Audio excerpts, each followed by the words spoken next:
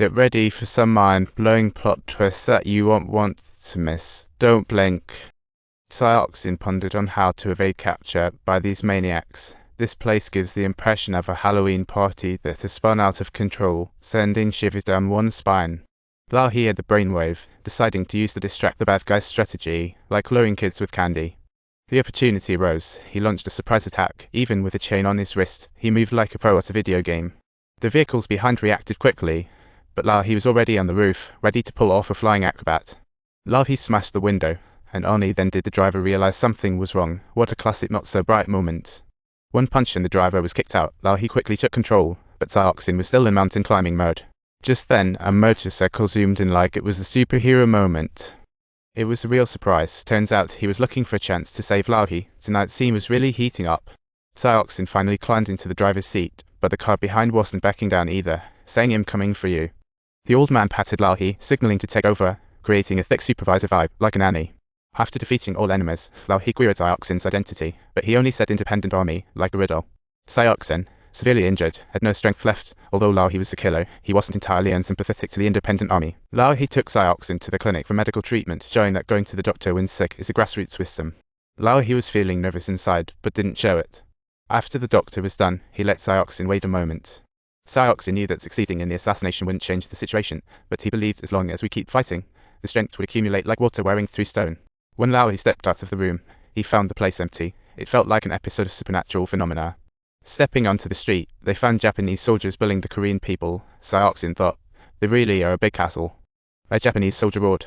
Laohi slapped him, then cursed back in Japanese. What an ultimate language superpower. The Japanese soldier's heart sank. He sensed this guy was definitely not an ordinary character, making things quite tense. Soon, the Japanese officer's son stepped out of the car. Laohi thought, what a coincidence, but secretly planned to keep his cover. Laohi quickly played his role, greeting the officer's son, who surprisingly didn't doubt his identity and invited him to help with wedding security. Just then, a young Korean girl accidentally bumped into the officer's son, yet she remained calm. Talk about keeping a cool head.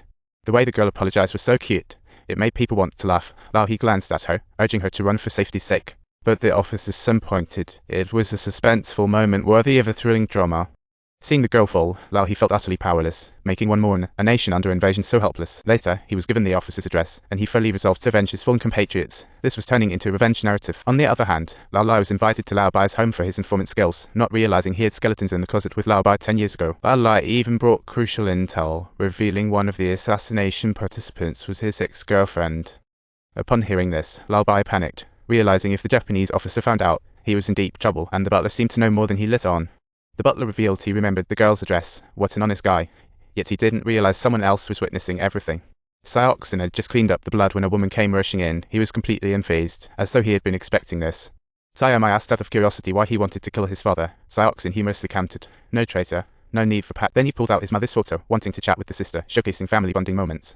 But suddenly there was a noise outside the door. Sayama confidently declared, "Leave it to me." Only to see her father at the door, Sayama greeted with a smile.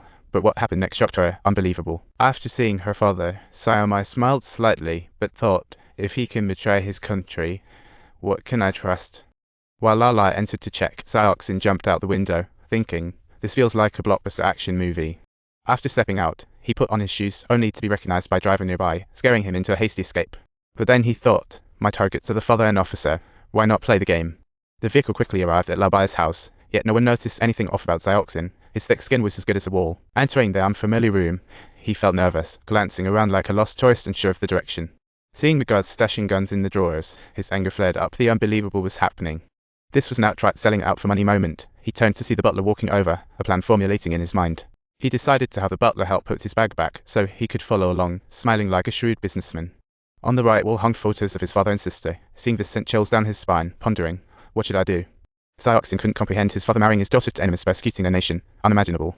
That night, he slipped out, heading to the drawer where shots were fired, gearing up for revenge. Just then, the butler appeared, asking why he wasn't sleeping, reminding him of a classic teacher and student scenario.